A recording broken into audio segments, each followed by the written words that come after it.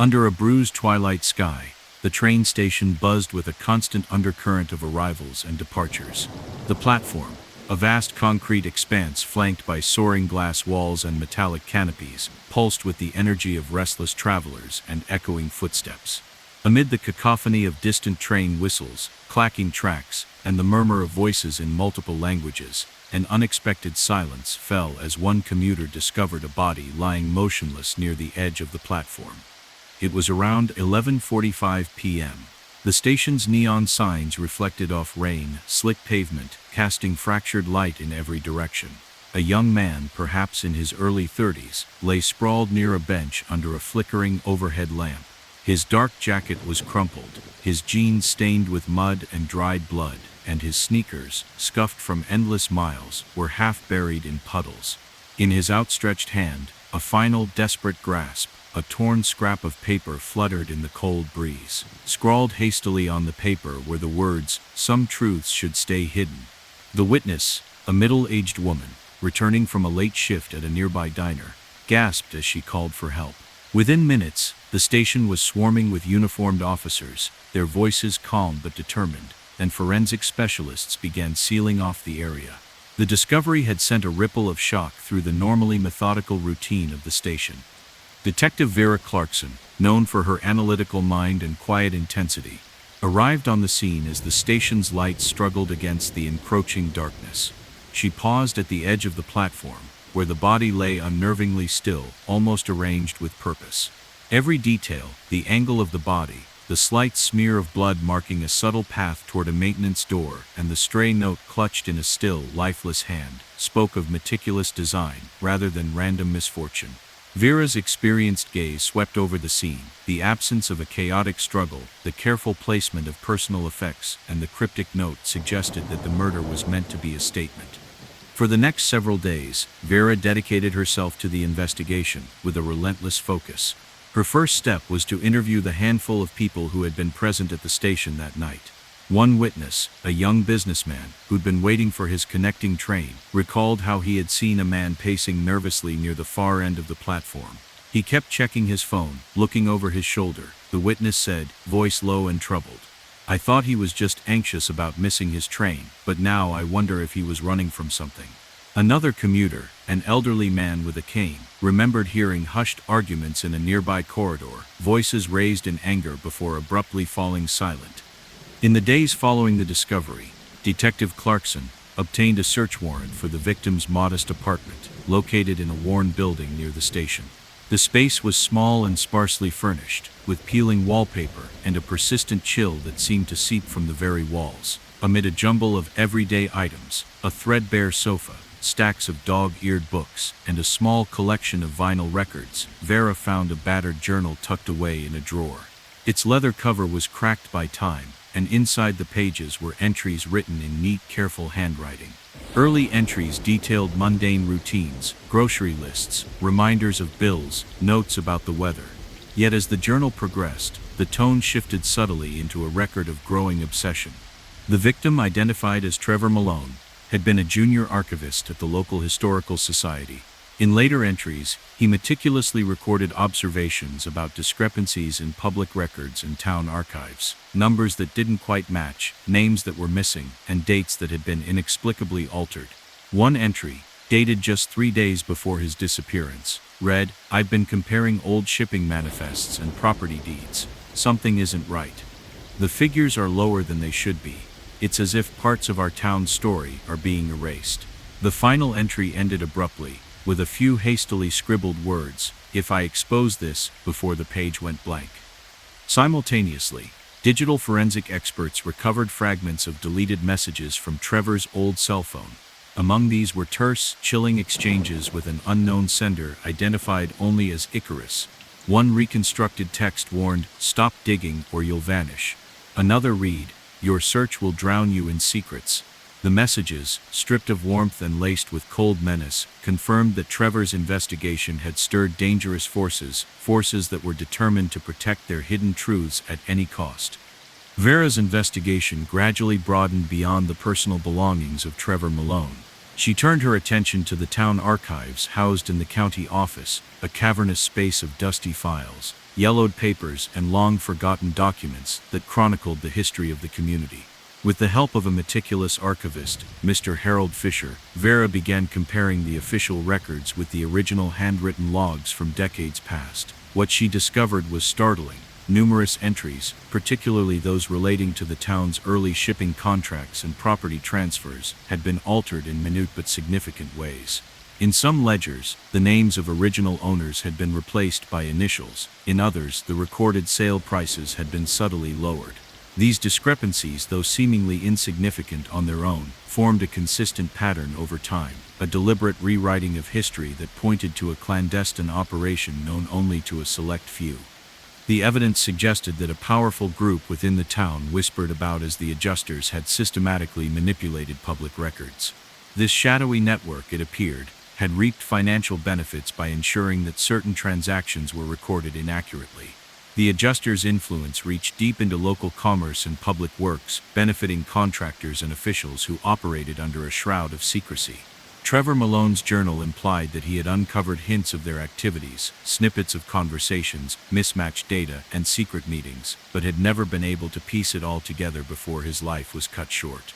In a series of discreet interviews, Detective Clarkson gathered testimonies from local business owners and former county employees who recalled a time when record-keeping had been far more transparent. One retired clerk described how, in his youth, public ledgers were clear and unambiguous, a reliable reflection of the town's transactions. There was a time when every sale, every transfer was recorded for all to see, he said, his voice trembling with nostalgia. But over the years, I began to notice gaps, little numbers missing, names altered. We all suspected something was off, but no one dared to speak out. His recollections lent a poignant human element to the cold numerical evidence, reinforcing the theory that the manipulation of records was a deliberate, systematic process. As the investigation deepened, Detective Clarkson's team collaborated with federal agents specializing in digital forensics and financial crimes. Using advanced software, they reconstructed a nearly complete timeline of the deleted messages and cross-referenced them with the altered public records. The digital trail revealed that the warnings Trevor had received had escalated over time, each message more insistent than the last. One fragment, recovered from a corrupted backup, ominously stated, "Your search for truth will cost you dearly." The digital evidence painted a picture of a relentless campaign to deter inquiry, a campaign that in the end succeeded in silencing one man forever. The financial data, analyzed by forensic accountants, further confirmed the existence of a deliberate scheme. They traced the cumulative discrepancies in the public records to a series of offshore transactions, showing that small sums, when aggregated over years, amounted to a significant diversion of funds. These funds were funneled through a labyrinth of shell companies, eventually linking back to individuals associated with the adjusters. The combination of altered historical records and manipulated financial data made it clear that Trevor Malone's murder was not an isolated incident. It was the final act of a decades-long cover-up designed to protect the interests of a powerful elite. Faced with the mounting evidence, Detective Clarkson compiled an extensive report, a dossier that spanned hundreds of pages and wove together every strand of the investigation, from the physical evidence at the train station to the digital messages and the meticulously altered public records. The report was presented to the district attorney in a series of confidential briefings, and its contents were so damning that the district attorney promptly convened a grand jury to review the evidence. In a series of tense sessions, held in a Stark County courthouse, expert witnesses testified about the advanced digital forensic techniques used to recover the deleted messages, the statistical analyses that revealed the improbability of the discrepancies occurring by chance, and the historical comparisons that exposed the systematic alterations in the public records.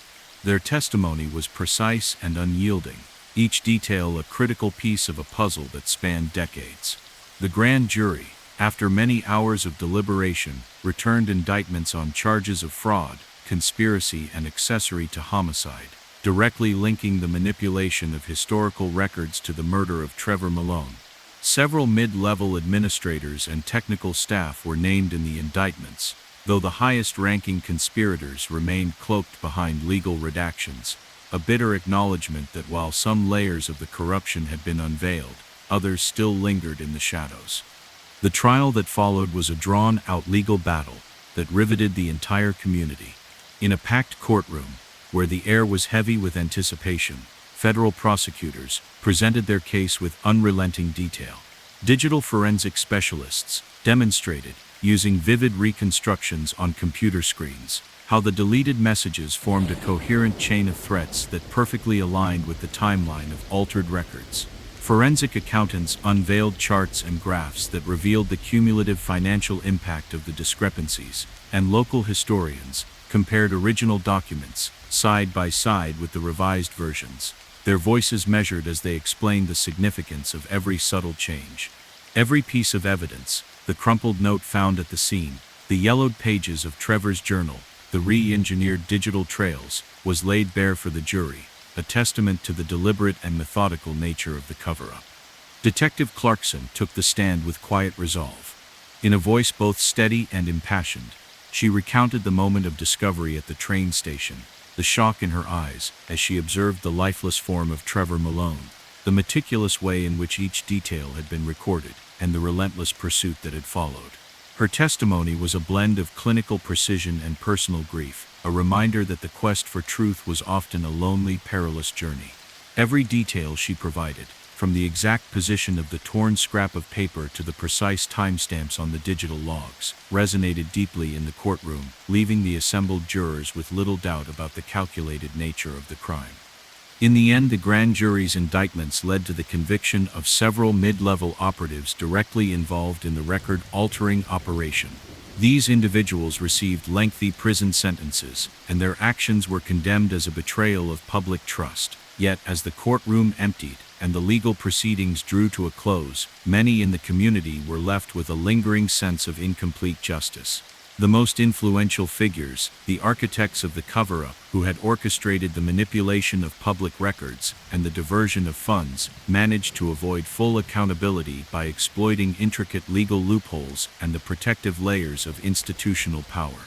Their names remained largely redacted, a haunting void that served as a reminder that true transparency, even when hard-won, can sometimes be only partial. After the trial, the town began to transform. Public officials, spurred by a groundswell of civic outrage and the revelations uncovered during the investigation, introduced sweeping reforms to ensure that every public record would be meticulously maintained and accessible to all citizens. Independent oversight committees were established, and local government contracts and transactions were subject to rigorous third-party audits. The town archives, once a dusty, guarded repository, were digitized and opened to the public, ensuring that the real history of the community could no longer be concealed behind layers of bureaucracy. Independent media outlets, invigorated by the case, produced a series of investigative reports and documentaries that recounted every twist and turn of the investigation, from the initial discovery at the train station to the painstaking reconstruction of digital evidence and the dramatic courtroom revelations. Academic conferences and public lectures followed, with scholars debating the ethical implications of historical revisionism and the role of digital forensics in exposing corruption. The story of Trevor Malone, a quiet archivist whose unyielding determination to preserve the truth cost him his life, became a rallying cry for accountability and a symbol of the enduring power of transparency. For Detective Vera Clarkson, the investigation left an indelible mark on her career and on her personal resolve. Even as new cases emerged and the community slowly healed, she would often spend long, solitary hours reviewing the recovered documents in her small office, illuminated by the soft glow of a desk lamp.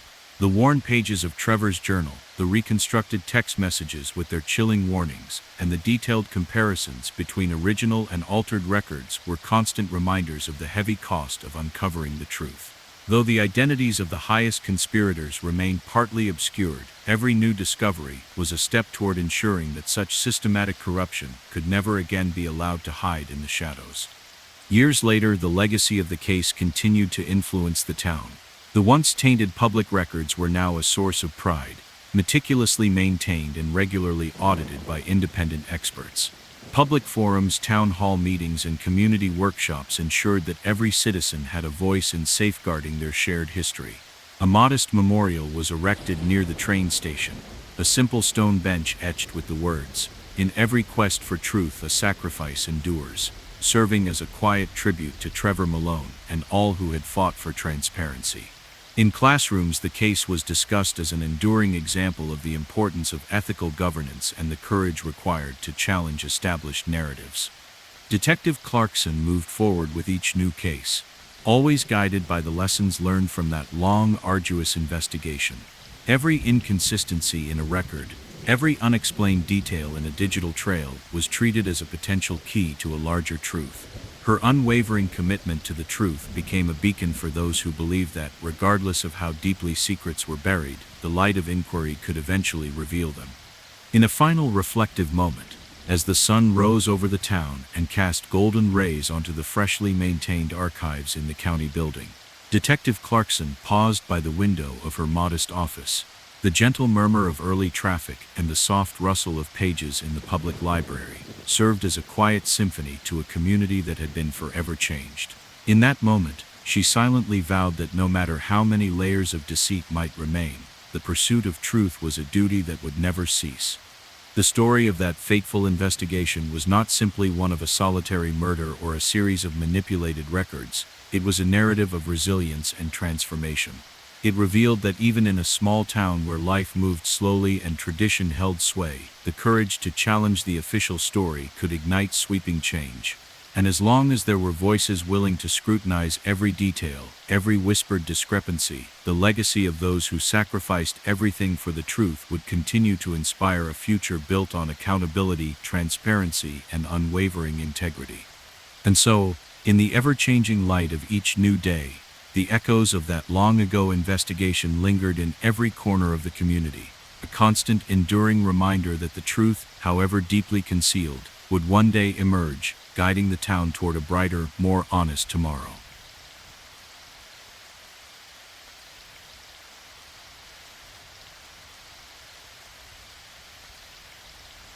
Under the steamy glow of a midsummer dusk, the riverboat glided gracefully along a broad, slow-moving river. The vessel, an aged, long-serving craft, simply known as the boat, carried a motley collection of passengers seeking solace, adventure, or escape. Its decks, worn smooth by decades of footsteps, gleamed beneath strings of warm lights that swayed in the gentle breeze. The atmosphere was festive yet relaxed. Laughter mingled with the soft strains of live jazz drifting from a corner stage, and the smell of salt and river water blended with the aroma of fresh bread from the onboard bakery. That night, however, beneath the veneer of celebration, something sinister was unfolding. Near midnight, as the river's surface mirrored a star-studded sky, and the boat's engines hummed steadily, a piercing scream cut through the gentle murmur of conversation. In the narrow corridor between the aft lounge and the crew quarters, a lone passenger discovered a body sprawled on the cold metal steps.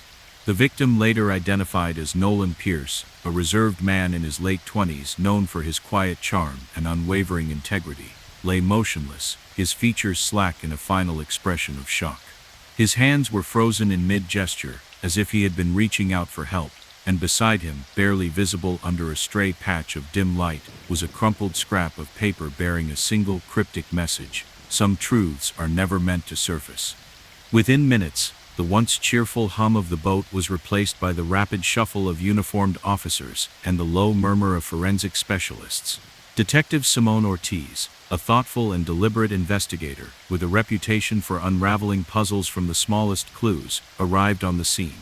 The narrow corridor, normally echoing with the casual chatter of late-night travelers, now lay eerily quiet as Simone crouched beside Nolan's body. Her steady eyes took in every detail: the precise angle of his fall, the faint smear of dried blood that trailed off toward a service door, and the way the note clutched in his hand seemed almost deliberate, a final warning or plea suspended in time.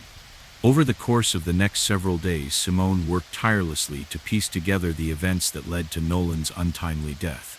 She began by interviewing the few passengers who had lingered in that part of the boat. Carmen Diaz, a vivacious travel writer who had been working on a feature about river life, recalled seeing Nolan earlier that evening.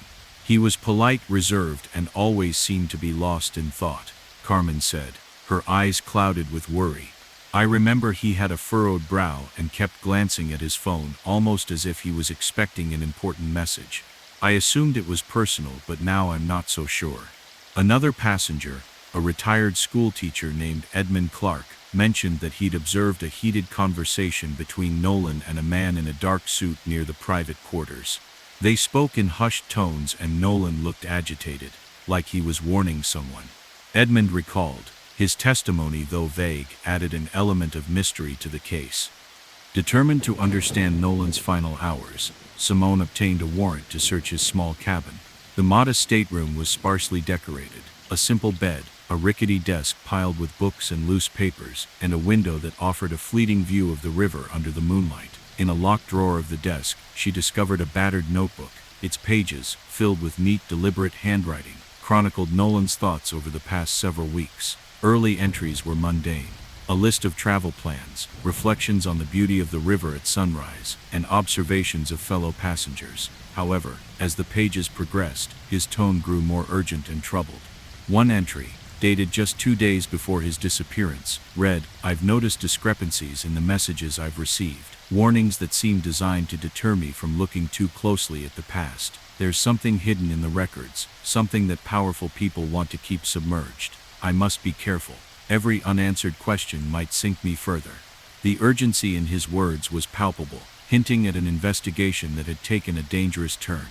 Simultaneously, digital forensic experts retrieved fragments of deleted text messages from Nolan's smartphone, a sturdy, weathered device that had clearly seen many years of service. The recovered messages were terse and laced with threat. One message, partially reconstructed, warned, "Stop digging, or you'll vanish beneath the waves."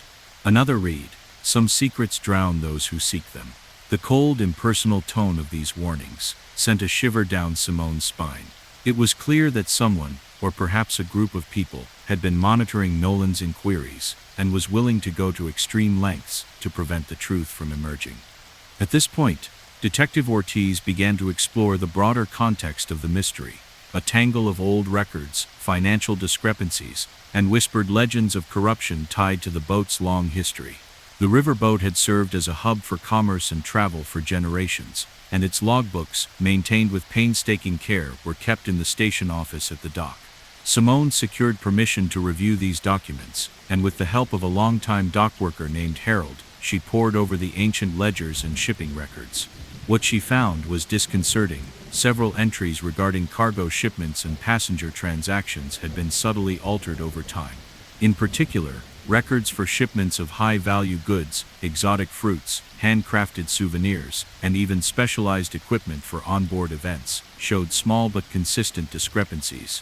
The missing amounts, when aggregated, represented a substantial sum, one that was siphoned off to an offshore account registered under a nondescript corporate name. The financial trail, though convoluted, suggested that someone with insider knowledge had manipulated the records for personal gain. Determined to connect the dots, Simone expanded her inquiry to include the boat's management. She interviewed the vessel's captain, a grizzled veteran named Roger Haynes, whose weathered face and cautious eyes spoke of decades spent navigating both the river and the complexities of human nature. Captain Haynes admitted that in recent years, there had been rumors of internal adjustments in the boat's financial records. "We've always taken pride in our honest books," he said slowly, his voice gravelly with experience. "But lately I've heard whispers that some figures have been tinkered with numbers that don't add up when you compare the old logbooks with the new system. I dismissed it at first as a clerical error, but now I wonder if there's more to it." His guarded tone hinted at a deeper unease, one that resonated with the discrepancies discovered in the archives. Further probing led Simone to the local supplier of the boat's provisions, a family-owned company known simply as the Supply House. The proprietor, a wiry man named Franklin Miles, recalled that shipments to the boat had, on several occasions, arrived with quantities slightly lower than what had been invoiced. "At first I thought it was just a mix-up," Franklin admitted, his eyes narrowing with suspicion. "But when I started comparing the numbers over time, it became clear that something wasn't right. I was worried, but I never imagined it would lead to this." Franklin's testimony provided an important piece of the puzzle, linking the manipulated records to a broader scheme of resource diversion that extended throughout the boat's operations. As the investigation deepened, digital analysts managed to reconstruct a nearly complete timeline of the deleted messages from Nolan's phone. The recovered text revealed a pattern. As Nolan's inquiries grew bolder, the warnings became more frequent and more menacing. One particularly chilling text stated, "Your curiosity will be your downfall."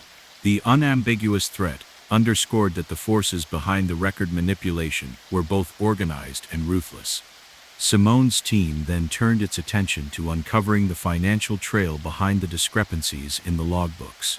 Forensic accountants were brought in, and after weeks of detailed analysis, they produced a series of charts and graphs that illustrated how seemingly trivial adjustments, fractions of a percent here and there, had over time diverted thousands of dollars into an offshore account. The funds were linked to a shell corporation with ties to a network known only by the initials, CO. The financial evidence was damning. It suggested that high-level insiders had been benefiting from the systematic manipulation of the boat's records, and that the diversion of funds was orchestrated with precision. With the evidence mounting, Detective Ortiz compiled her findings into an extensive report, a dossier that combined Nolan's journal entries, the reconstructed digital messages, detailed financial analyses, and testimonies from witnesses like Harold, Captain Haynes, and Franklin Miles. The report painted a picture of a deliberate, far-reaching conspiracy, one that had operated in the shadows of the boat's storied history. It was a narrative of quiet ambition, hidden greed, and a willingness to sacrifice human life in order to protect a secret that some believed was too dangerous to be exposed. Recognizing the gravity of the situation, the district attorney convened a grand jury at the county courthouse, a time-worn building whose halls had seen generations of community disputes resolved by law. In tense sessions that stretched into rainy evenings, expert witnesses took the stand. Digital forensic analysts demonstrated how the deleted messages had been recovered and how they formed a coherent chain of threats. Forensic accountants presented detailed graphs that traced the flow of misappropriated funds, and local historians compared original logbook entries with the revised versions, revealing subtle alterations that amounted to a deliberate rewriting of records. Their testimonies, delivered with both technical precision and palpable emotion, left little doubt the discrepancies were part of an organized effort to siphon funds and silence any challenge to the established order. After hours of deliberation, the grand jury returned indictments on multiple charges, including fraud, conspiracy, and accessory to homicide. Several mid-level employees of the boat's management and technical crew were named in the indictments, tying them directly to the manipulation of records and the diversion of funds. However, as is often the case in complex schemes, the highest-ranking conspirators, those who had orchestrated the entire operation, managed to elude complete exposure by exploiting intricate legal loopholes. Their identities remained obscured behind redacted documents, leaving a lingering ambiguity that cast a shadow over the case. The trial that followed was a grueling legal battle that drew the attention of the entire region. In a courtroom that buzzed with quiet intensity and anticipation, federal prosecutors presented their meticulously assembled case. Digital forensic specialists displayed vivid reconstructions of the deleted text messages on large monitors, the stark, threatening language drawing gasps from the audience. Forensic accountants presented detailed charts that traced the cumulative impact of the tiny adjustments in the logbooks, demonstrating how the misappropriated funds had grown over time. Local historians, with voices both somber and resolute, compared the original documents with their altered counterparts, explaining how the changes had slowly rewritten the narrative of the boat's operations. Detective Ortiz, appearing calm and focused, took the stand to deliver her testimony. She recounted in detail the moment she had first discovered the body on the platform, the shock of the scene, the meticulous nature of the evidence, and the painstaking process of recovering every scrap of data that led her to the truth. Her voice, steady yet imbued with quiet sorrow, resonated throughout the courtroom. Every line of her account, the precise measurement of footprints, the exact timing of the system logins, and the disjointed yet chilling messages from Icarus and Zephyr, painted a picture of a man who had dared to challenge a network of corruption and paid with his life. The trial ended with the conviction of several mid-level operatives, administrators, technical staff, and clerks who had directly manipulated the records and authorized the unauthorized financial adjustments. They received long-term prison sentences, and their names were recorded in the official documents as the culprits who had tampered with the truth. Yet, as the courtroom slowly emptied and the gavel fell for the final time, many in the audience felt that a measure of injustice still lingered. The top conspirators, those who had orchestrated the operation from behind layers of power, managed to shield themselves from full exposure. Their names were redacted, and while some celebrated the partial victory, others whispered that the complete truth had not been laid bare. In the aftermath of the trial, life on the boat gradually resumed. The vessel, its decks once again filled with the vibrant energy of passengers, continued to ply the wide river under the vast sky. But the quiet murmur of its engines now carried an undercurrent of caution, a collective memory of the tragedy that had unfolded on a cool autumn night. Local authorities, now under heightened scrutiny, introduced new protocols to ensure that every piece of digital data was secured and every public record was independently audited. The incident spurred a wave of reform, with community leaders advocating for greater transparency in both public and private operations, and the case became a touchstone for discussions about accountability in an increasingly digital world. Independent journalists and documentary filmmakers later produced a series of in-depth reports and films, exploring every twist and turn of the investigation. Their work illuminated not only the technical details of the case but also the human stories behind it, the quiet determination of a man who had sought to protect the truth, the fear in the voices of those who had been forced to work in silence, and the enduring resilience of a community that refused to let corruption rewrite its history. Academic conferences featured the case as a stark example of how technology, when harnessed for both good and ill, could reveal truths that might otherwise remain hidden. The story of Nolan Pierce and the tragic unraveling of a sophisticated network of deceit inspired renewed efforts to safeguard public records and digital communications, serving as a lasting reminder that even the smallest anomaly can lead to a revelation that reshapes the world. For Detective Vera Clarkson, the case remained a defining moment, a chapter etched into her career and her personal resolve. Even as new investigations arrived, she often found herself revisiting the recovered files late at night in her small office, where a single desk lamp cast long shadows across piles of documents. The delicate trembling script of Nolan's final journal entries, the reconstructed digital messages that had once flickered ominously on her screen, and the intricate ledger that detailed decades of manipulated records all served as constant reminders of the heavy price paid by those who dare to question the established narrative. Years later, the legacy of the investigation continued to resonate far beyond the confines of the boat.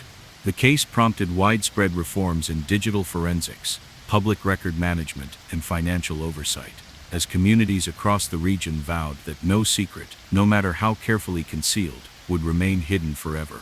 In public forums and community meetings, the story was recounted as a testament to the power of persistence and the unyielding quest for truth. A story that had turned a quiet, unassuming vessel into a symbol of resistance against corruption. As summer returned and the boat's engines hummed softly under a bright, cloudless sky, life on the river carried on. Yet every passenger who stepped onto the deck, every crew member who worked in the shadows, was silently aware of the cost of truth, a cost measured in broken records, lost lives, and the quiet, persistent fight against those who would rewrite history for their own gain. Detective Clarkson's work continued to inspire a new generation of investigators. In classrooms, in boardrooms, and in community centers, her methods and her relentless dedication were studied and celebrated. The story of that fateful night, a night when the digital and physical worlds converged to reveal a vast network of corruption, served as a beacon of hope for those who believed in the enduring power of transparency. It reminded everyone that while the forces of secrecy might always lurk in the shadows, the light of inquiry and integrity would eventually push them back, one carefully uncovered detail at a time.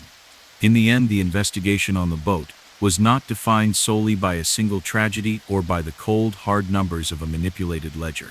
It was defined by the courage of a man who risked everything to expose the truth, by the quiet determination of an investigator who refused to be silenced, and by a community that, in the face of overwhelming darkness, chose to demand that every secret, however deeply buried, be brought into the light. And so, as the river flowed steadily toward an unseen horizon and the boat continued its endless journey under the vast, ever-changing sky. The legacy of that long-ago investigation endured, a living reminder that the pursuit of truth is a journey without end, one that transforms lives and leaves an indelible mark on all who dare to seek it.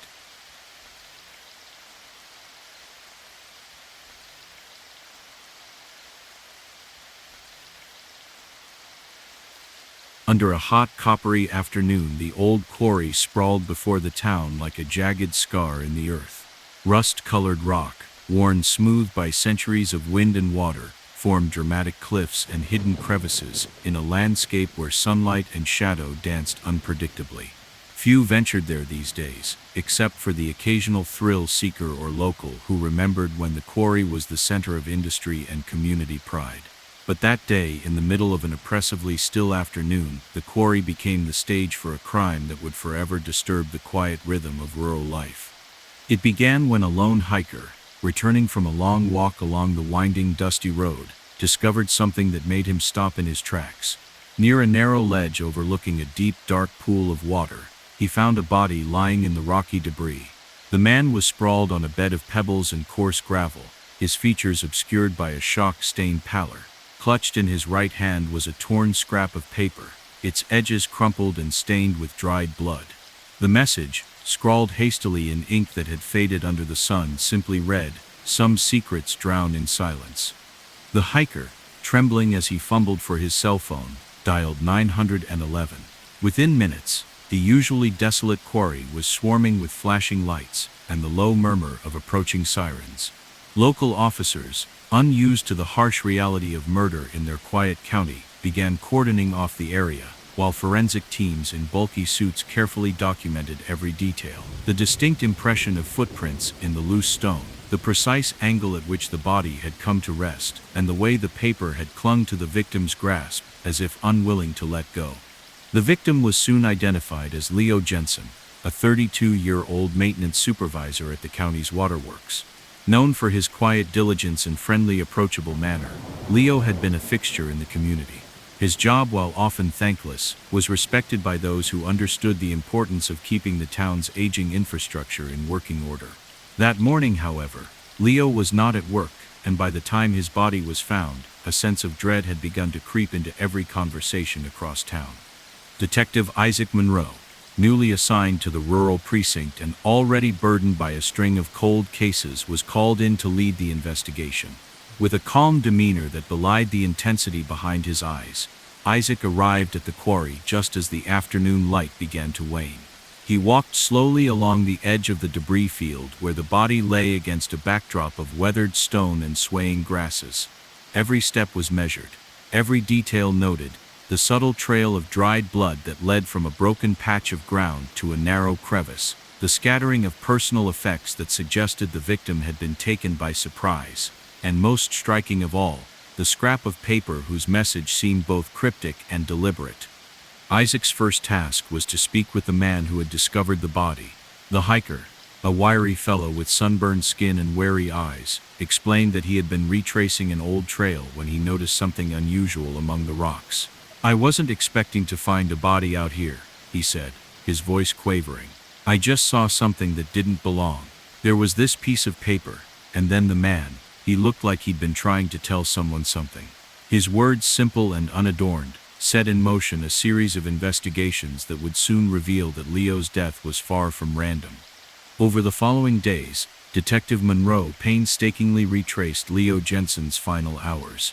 Interviews with his colleagues painted a picture of a man who was dependable and quiet, always willing to lend a hand, yet in recent weeks had become unusually pensive. Marta Collins, a co-worker from the waterworks, recalled how Leo had spent extra time at the break room after his shifts, poring over a battered folder and whispering to himself.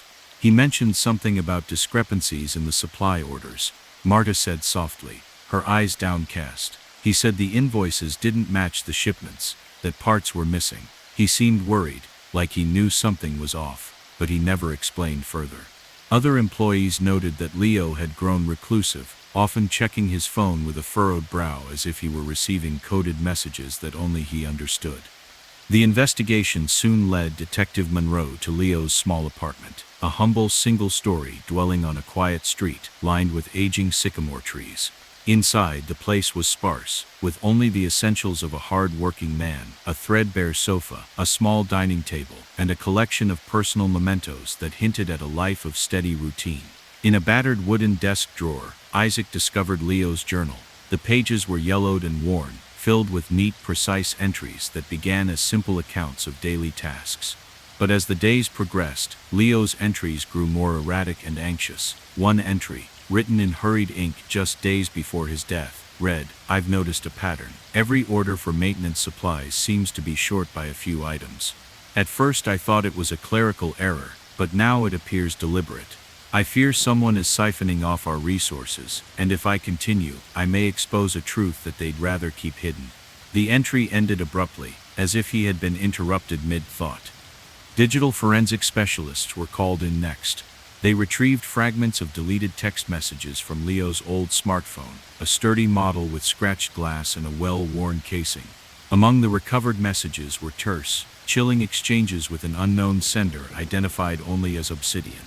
One fragmented text warned, "Stop your search, or you will be silenced," while another read, "Some truths drown those who dare to look."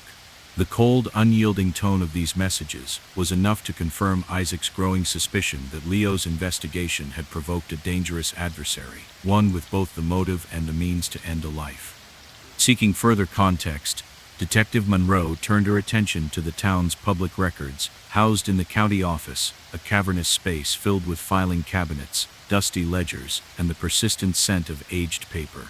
There, working alongside Mr. Richard Hughes, a meticulous records clerk who had served for over 40 years, Isaac began comparing original invoices with the current digital records. The discrepancies were subtle, a few missing items here, a slightly altered number there. Yet when viewed collectively, they revealed a disturbing pattern. Over several years, consistent shortfalls in the supply orders for the county's waterworks had been recorded, discrepancies that correlated with periods of tight budgets and rising operational costs. The numbers, while seemingly insignificant individually, added up to a substantial diversion of resources, a sum that could only be explained by deliberate manipulation. The trail soon led to a local supplier, a modest business known simply as the Warehouse. The Warehouse had long been the county's primary provider of maintenance parts and equipment. Publicly, it was respected for its reliability, but behind closed doors, whispers of irregularities had circulated among its employees. One long-serving worker recalled how, in recent months, shipments had sometimes arrived with fewer items than documented. "I always thought it was a mistake at first," he admitted, voice low, "but when it kept happening, I began to wonder if someone was pocketing the extras." His testimony added another layer to the puzzle, linking the discrepancies in the records to a deliberate scheme to redirect funds. As Detective Monroe's investigation deepened, she began receiving anonymous tips. A handwritten note, found taped to the door of the county office, warned in shaky handwriting, "Dig too deep, and the river will claim more than you know." Another message, sent to an untraceable burner phone, stated, "If you follow the ledger, you will drown in your own questions." These cryptic warnings, laden with foreboding, confirmed that the forces behind the manipulation were aware of the investigation and were willing to resort to intimidation to keep their secrets safe. With the mounting evidence, Isaac compiled an extensive report that spanned dozens of pages.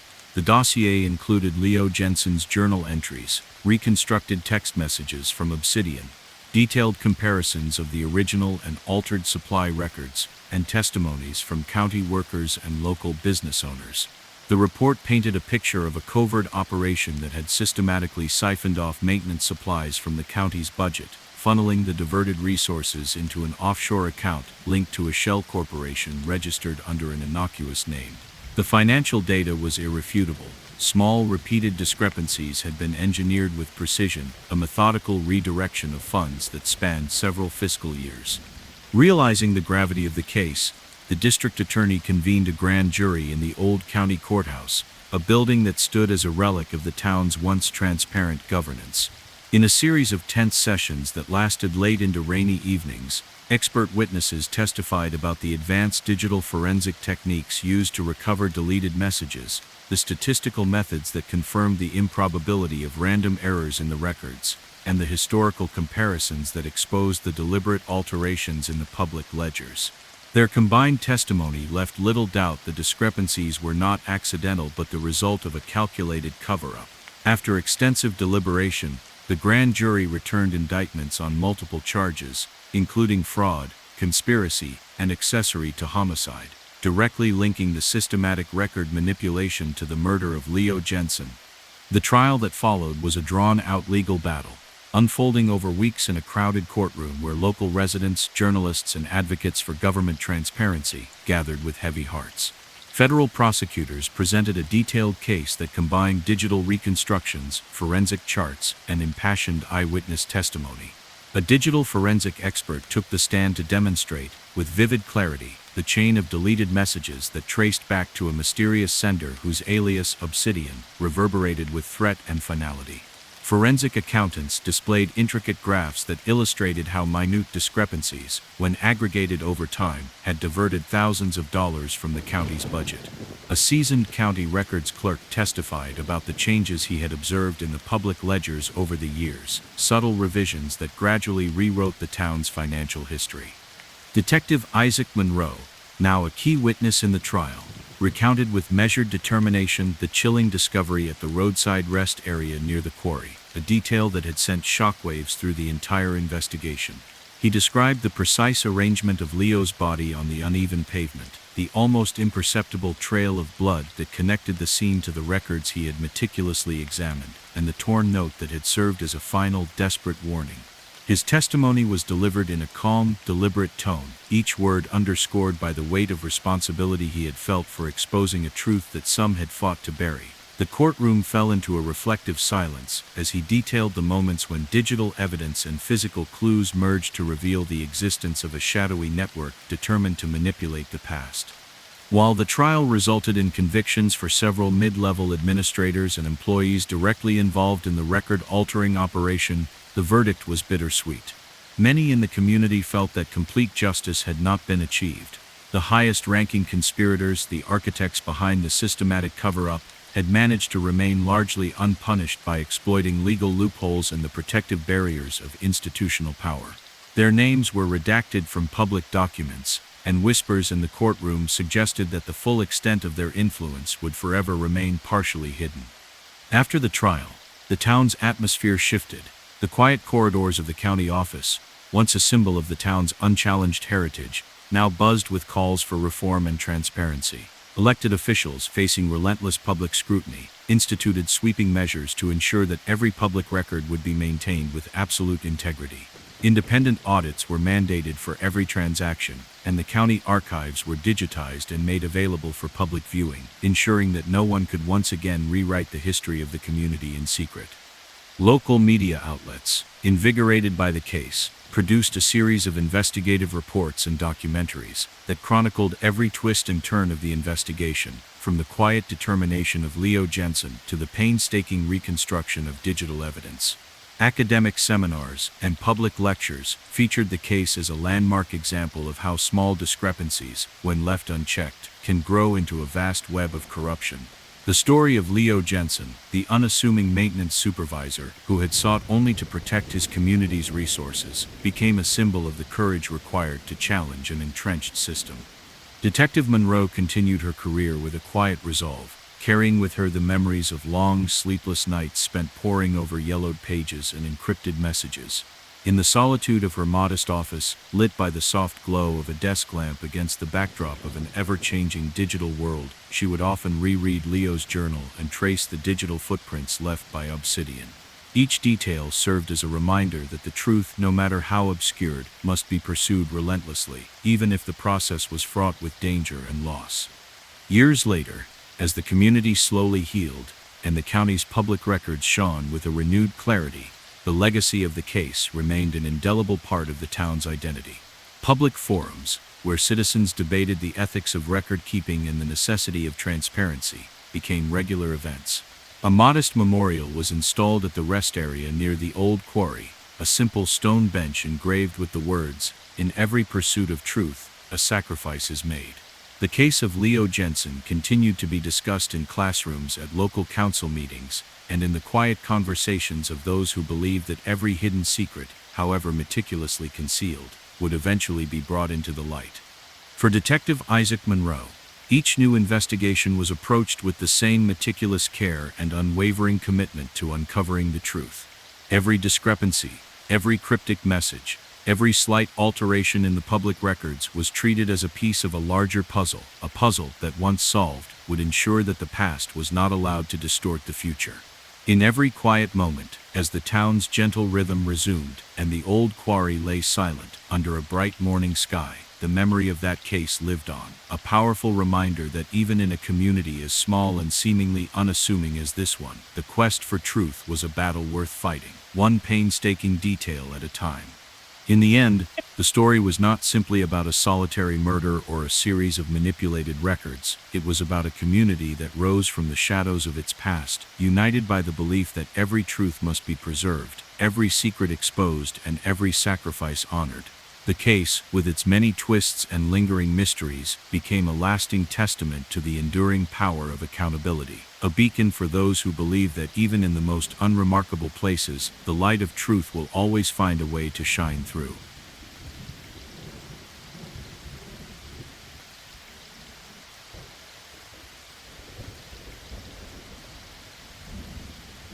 At dusk, a chaotic symphony of voices and rumbling engines filled the crowded bus terminal, a sprawling concrete expanse that served as the city's nexus of movement.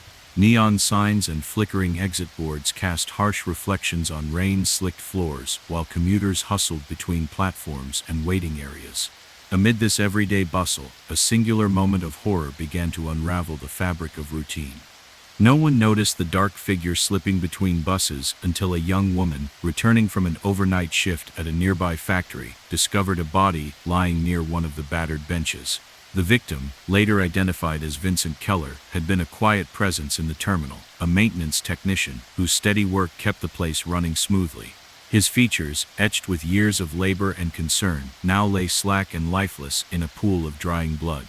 In his grasp, clutched with desperate resolve, was a torn scrap of paper scrawled with a message that seemed to carry an ominous warning: truths buried in silence can never remain hidden. Within minutes, the terminal transformed from a hive of mundane routine into a flurry of flashing police lights, hushed commands, and methodical investigations. Officers in dark uniforms swept through the corridors while forensic specialists documented every trace, the distinctive print of wet footprints leading away from the bench, a stray fiber caught on a shattered piece of glass, and a thin smear of crimson marking the edge of a metal bench. Among the first on the scene was Detective Marla Quinn, whose unflinching gaze and careful manner had earned her a reputation for unraveling puzzles from the most elusive of clues. Marla arrived on the scene as twilight deepened into night, and the terminal's cacophony gave way to an unsettling quiet punctuated only by the distant hum of idling engines. Without fanfare, she began to methodically inspect the area. The victim's body was arranged with a disturbing deliberateness. No signs of a violent struggle marred the surrounding debris, and every item was almost too neatly placed as if it were part of a morbid tableau. The note, crumpled and partially torn, hinted that Vincent had discovered something, or perhaps was about to reveal something that someone desperately wanted to keep concealed. Over the next few days, Detective Quinn delved into the last hours of Vincent Keller's life. Interviews with terminal employees, vendors, and random passers-by revealed that in recent weeks, Vincent had become increasingly withdrawn. Carla James, a ticket counter clerk with an empathetic heart, recalled noticing his frequent glances toward a secured maintenance closet, and the tense way he sometimes muttered to himself while mopping the terminal's polished floor. He'd stop mid-task, his eyes darting as if he were watching someone he shouldn't see. Carla said quietly, her voice trembling as she recounted the memory. "I assumed it was nothing more than exhaustion, but now I fear he was onto something dangerous." Other witnesses added layers to the mystery. A street musician who played near the terminal's rear entrance recalled that Vincent had once confided in him during a quiet lull in the evening. I remember he said something about anomalies in the repair logs, small things that didn't add up, the musician whispered, tuning his guitar absent-mindedly. He mentioned discrepancies in the supply orders and a pattern in the maintenance reports that had grown too consistent to be mere coincidence. The details, delivered in hushed tones beneath the low hum of a guitar, painted a picture of a man who had begun to suspect that routine operations were being manipulated. Detective Quinn obtained a search warrant for Vincent's modest apartment, a cramped space in a worn-down building near the edge of the city. Inside, the air was thick with the scent of old paper and a lingering trace of pipe tobacco. Sparse furnishings, a threadbare sofa, a rickety desk cluttered with receipts and faded photographs, and a small bookshelf burdened by numerous technical manuals offered glimpses into the victim's unassuming life. Hidden in a crevice of the desk, she discovered a battered leather journal.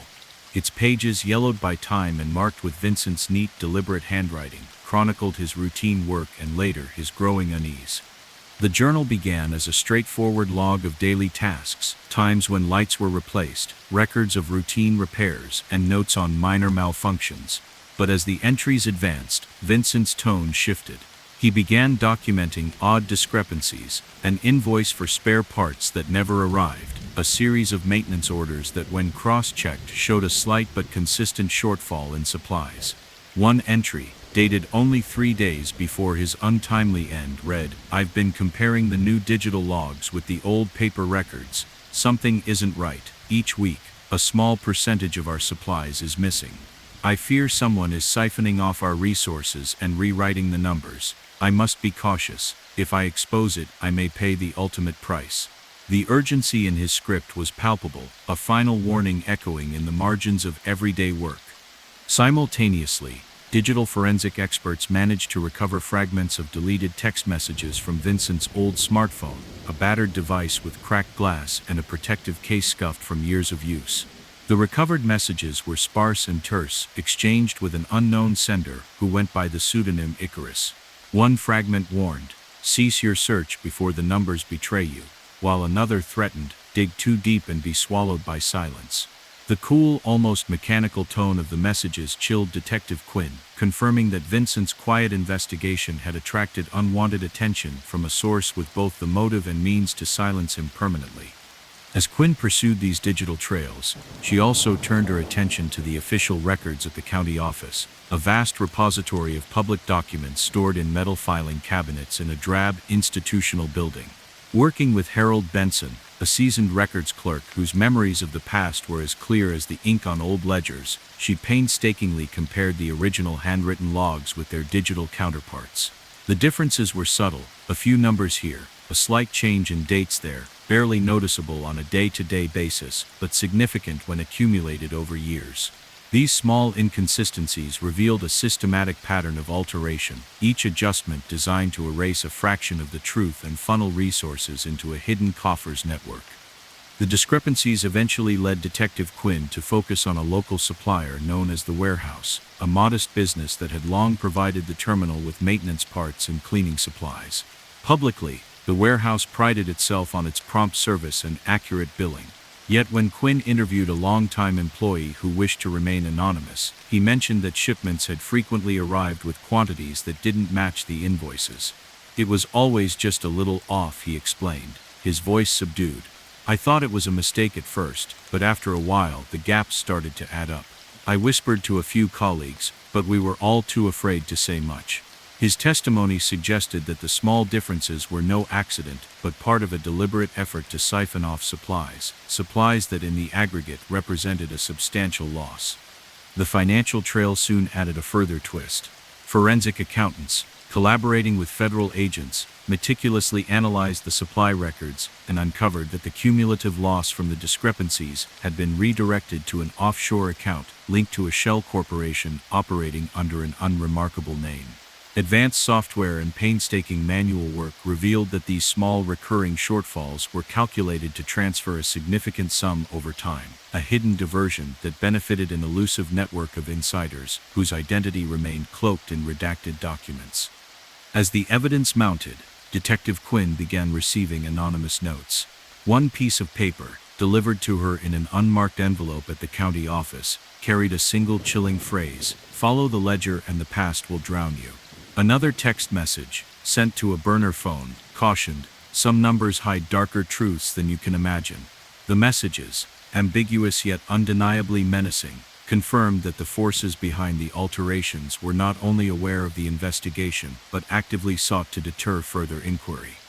Determined to piece together the full extent of the operation, Quinn compiled all her findings into an exhaustive report, a meticulously organized dossier that combined Vincent's journal entries, the reconstructed text messages from Icarus, detailed comparisons of original and altered public records, and testimonies from witnesses like Harold Benson and the anonymous supplier employee. The report was submitted to the district attorney in a series of private briefings, its contents a labyrinth of evidence pointing to a deliberate cover-up that had slowly eroded the integrity of public records over the course of years. Recognizing the potential national significance of the case, a story of quiet corruption and the silencing of a man who dared to seek the truth, the district attorney convened a grand jury at the county courthouse, a stark, imposing building that had witnessed countless community disputes over its long history. In sessions that stretched into the cool, early hours, expert witnesses testified about the sophisticated digital forensics techniques that recovered deleted messages, the statistical methods that confirmed the improbability of the discrepancies being random, and the meticulous comparisons between original documents and their altered versions. The testimony was technical yet infused with the weight of human loss, each detail a piece of a puzzle that spanned years. After hours of intense deliberation, the grand jury returned indictments on multiple charges, including fraud, conspiracy, and accessory to homicide, directly linking the systematic record manipulation to the murder of Vincent Keller. The trial that followed was a grueling confrontation, unfolding over several weeks in a crowded courtroom that buzzed with tension and anticipation.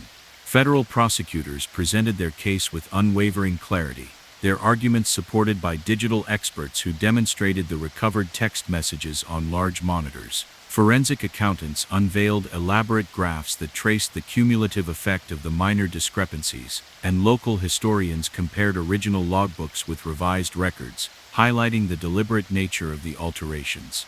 Each piece of evidence, from the faded ink on a torn scrap of paper to the meticulous ledger detailing years of misappropriation, was woven into a narrative that left little room for doubt. When Detective Quinn took the stand, she spoke with quiet determination. Her testimony was measured and compelling, as she recounted the discovery of Vincent Keller's body, the painstaking search of his modest apartment, and the relentless process of reconstructing his final days. She described the exact position in which he was found, the subtle patterns in the digital logs, and the whispered warnings from anonymous sources. Her words resonated in the hushed courtroom, each detail a testament to her commitment to uncovering the truth even when faced with overwhelming obstacles. Although the trial resulted in the conviction of several mid-level administrators and technical staff, individuals directly implicated in the systematic manipulation of the public records, the verdict was met with mixed emotions. The top conspirators, the architects behind the entire cover-up, managed to evade full accountability by exploiting intricate legal defenses and the protective structures of their corporate power. Their identities remained largely obscured in the public records, a lingering void that underscored the sense of incomplete justice that many in the community felt. In the aftermath of the trial, the atmosphere in the bus terminal, and throughout the broader community, underwent a profound transformation. Officials, compelled by public outcry and the glaring evidence of corruption, introduced sweeping reforms. The digital records system was completely overhauled, with robust encryption and regular independent audits now mandatory. Public transparency initiatives were launched, ensuring that every transaction and every adjustment in the official logs would be accessible for review by concerned citizens. The story of Vincent Keller, a quiet maintenance technician whose determination to expose a hidden network cost him his life, became a rallying cry for accountability and vigilance. Local media outlets, galvanized by the case, produced a series of investigative documentaries and detailed reports that recounted every twist and turn of the investigation, from the first shocking discovery on a rain-soaked platform to the intricate digital reconstructions that brought the truth into focus. Community leaders held town hall meetings, where the lessons of the case were debated with passionate resolve, and academic conferences featured sessions on digital forensics and public record integrity, using the case as a potent example of how seemingly minor discrepancies can reveal a vast web of corruption. For Detective Marla Quinn, the investigation remained a defining chapter in her career. Even as new cases emerged and the bus terminal returned to its usual rhythms of arrivals and departures, she often found herself revisiting the evidence, flipping through Vincent's yellowed journal, reanalyzing the reconstructed messages on her computer, and studying the detailed charts that traced the financial diversions. Each element was a reminder that the pursuit of truth is a continuous, often perilous journey, one that demands both technical expertise and deep personal commitment. The unresolved identities of the highest-ranking conspirators, though a source of frustration, only fueled her determination to push for lasting transparency in every public record. In time, the legacy of the case seeped into the very fabric of the community. The bus terminal, once just a functional space for commuting, became a symbol of the fight for accountability, a reminder that even in the midst of daily routines, the hidden machinations of power can be challenged. New protocols, robust digital safeguards, and a culture of openness replaced the old system of secret adjustments and concealed transactions. Public records that had once been manipulated were now under constant scrutiny, and every new incident was met with a resolve to prevent history from being rewritten. In a quiet moment one crisp morning, as the first light spilled over the terminal's glass facade and commuters began their day, Detective Quinn stood at the edge of the platform.